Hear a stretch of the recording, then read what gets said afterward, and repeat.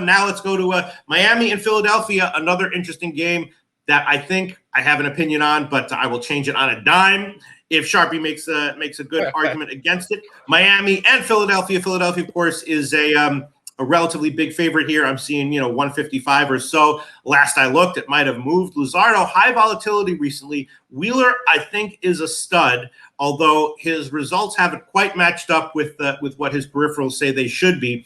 But Miami offensively, I still think is pretty unimpressive. Arias is still injured, I think.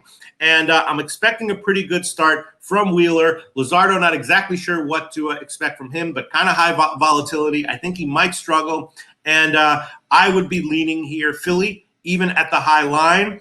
And I guess maybe a shot with the under, maybe a shot with the Miami team total under. And, before I hear what Sharpie has to say, maybe the Wheeler strikeout prop over. But even as a big favorite, I'd be leaning Philly. Jose Bouquet, what's your take on this game?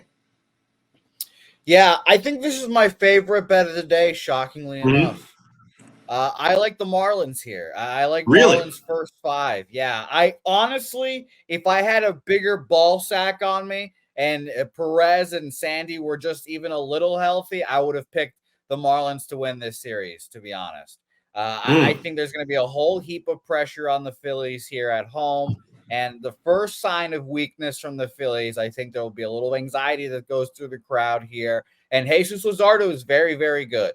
The Marlins have pitching depth for days. That's why they're in this position. I don't even know who they're pitching game 2. I assumed, I guess, it's Braxton Garrett. But that's the main issue with the Marlins. They've got Jesus Luzardo, who I think can shove here. And then the rest of the pitchers are kind of fucked because, again, they lost their 2 big dogs. But I like them first 5 here. Now, I guess by saying first 5, I expect the Phillies to come back and win here. But Wheeler, I think, can be susceptible here, especially against the Marlins team that's seen him plenty of times. He was on the Mets before the Phillies, so they've just seen him and seen him and seen him. He's gone 3 times against the Marlins this year at Miami on August 2nd. 6 innings, 5 hits, 2 earned runs, 2 home runs there. Another one, 6 innings, 7 hits, 3 earned runs on a home run, 6 innings, 3 hits, 1 earned run on his 3rd start of the season. So it's not like he's pitching poorly against the Marlins. I don't expect him to pitch poorly, really, but I expect Jesus to pitch well here. By the way, home road splits for Zach Wheeler, a 4.13 home ERA compared to a 3.16 on the road. So that makes him feel a little better as well.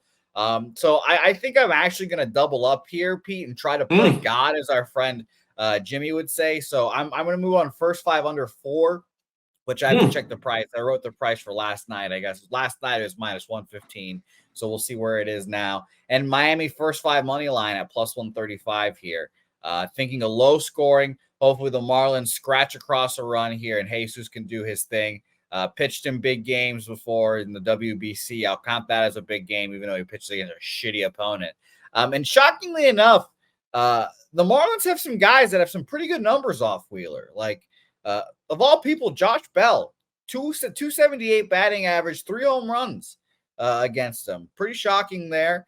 Like Joey Wendell's hitting 300 almost against him in 17 at-bats. Larissa Rice, who obviously is a question mark. They don't have confirmed lineups here. I'll be very interested to see if he goes. I think he will go. Sprained ankle, we'll see.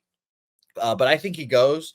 And I think the Marlins can pull out a first 5 victory here. Now, again, maybe I'm safe. I'm not betting them full game here. But I like the Marlins here to be that young, dumb team that just doesn't give a fuck. They're in, and now they can just kind of play a little bit loose. So Marlins first 5 for me and a first 5 under. Very interesting stuff. We do have some new information. First of all, the line has moved a bit in Miami's favor since a few hours ago. It was Philly was up in the minus 150s a while ago, and now they're down into the minus 140s, minus 142 at Pinnacle. But we do have the pimp slap play of the day, and it is the Philadelphia Phillies, and also the spreadsheet play of the day from Ron Crawford. Phillies. Wow.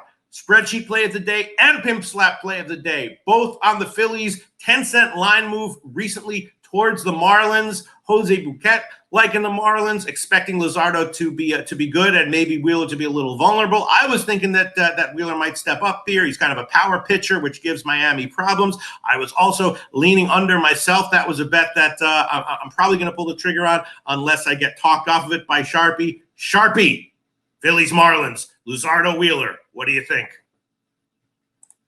I know I was unmuted real quick, but you made me go search and check my books 10 times, Jose. He's only played them twice this year. He hasn't seen them since July 9th. Yeah. And I thought you said 3 times, and you said in August. And I'm like, where's this August game? He murdered them, guys. We're talking Wheeler? Oh, you're talking Wheeler. I thought you said Luzardo faced them 3 times. Yeah, Wheeler. Sorry. Okay. No, all good. Luzardo's seen this team 2 times. And he's seen them when they had elite power numbers, guys. They were freaking smashing the ball with a 220 ISO back on July 9th. They were running every lefty out the fucking building. He just went out there and went 6.1 innings, gave up, 2 runs, and had 9 punch-outs. Now, we like to say throw away the numbers, and I get it. There's bigger freaking pressure situations. Luzardo has great strikeout numbers versus this team. And at first, I thought I was just going to throw this game away because I was really looking for Wheeler to win this game so I could back Nola's outs tomorrow. But there'll be a quick hook on Nola if they don't win this game. So you kind of need one to go for the other. As if you watch my shows, guys, you see me talk about Phillies and Houston Astros.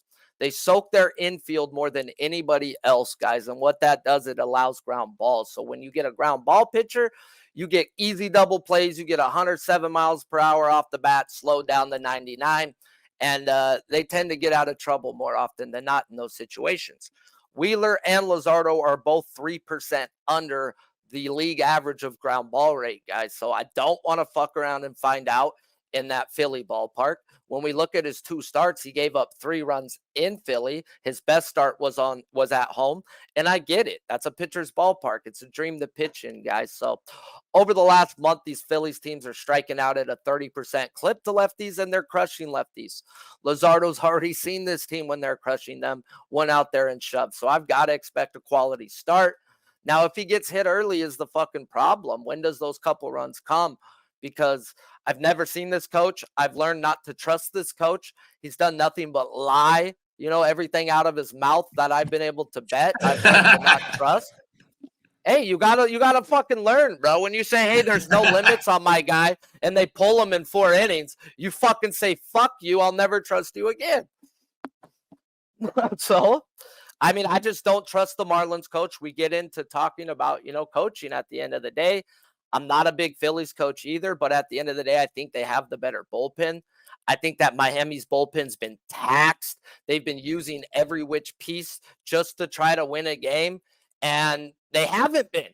And it took them until the very last day or the day before, guys, and it took another 6-7 innings from their bullpen to get there. So at the end of the day, it's hard for me to take Miami full game. If I was going to take Miami, I'm going to go first 5 right here. And Wheeler's the question mark. And if Arias ain't in this lineup, it's Wheeler shoving. Like, come on. They need Luis Arias. And if he's not there, then it just may be an under spot. I'd probably go first 5 or first 7 because I want to back the pitchers. I really don't want to fuck with Miami's bullpen. And also the ump, we do look at everything here, and the ump is that guy Stu Scheuerwater, who tends to be a strong undertrender, relatively not as strong as Eddings, who I believe is supposed to be the ump for game 2, but he still has a solid undertrend in his career, long term. So that's another thing that I think I like the under as well, and the first 5 under. But you don't like any strikeout props here, Sharpie?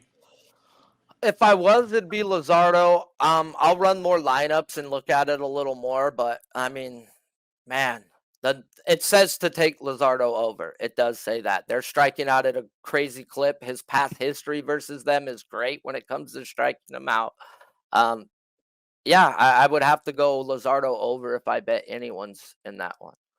And Wheeler, you think you don't think he's got a strong game on tap here against the Marlins, who kind of struggle against power pitchers like him?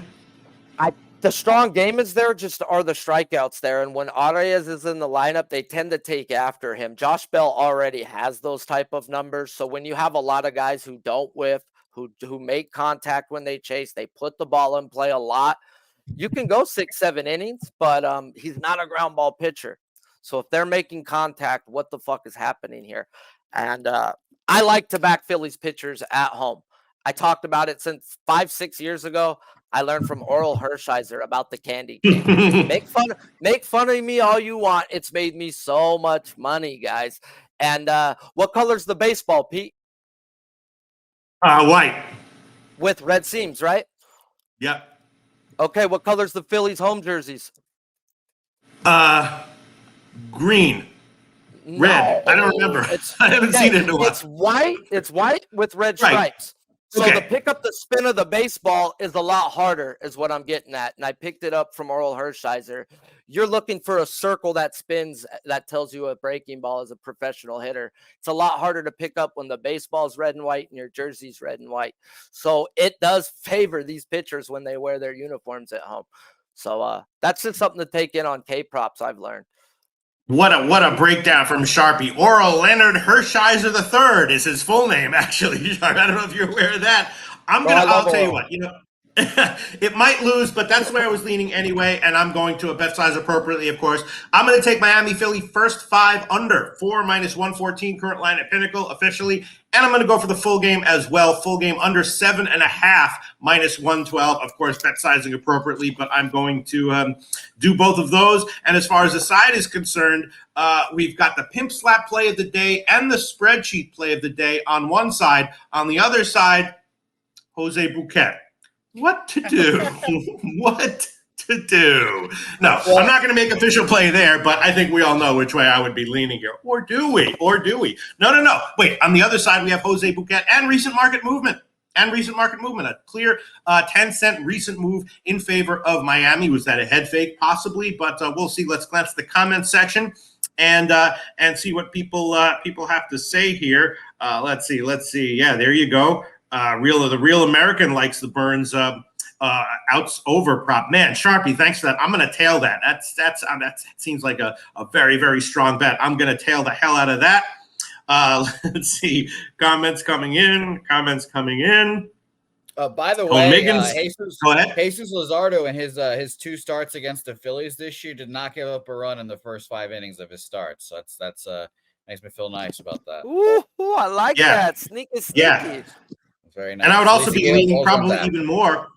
Yeah, the first 3 is probably a play that I'm certainly gonna be on that bet sizing appropriately, of course. Here we go. Tone Miggins, Phillies all day, got them big today. Thanks to the money line move. Tone Miggins liking Philly. A lot of people liking Philly here. Mal 5 units on the Philly money line. Wow. Cover Kings likes the Wheeler under 6.5 strikeouts prop. And Remo says, if the Marlins win, I won't trash talk Bouquet for a week. I'll even be nice to him if the Marlins win. Wow.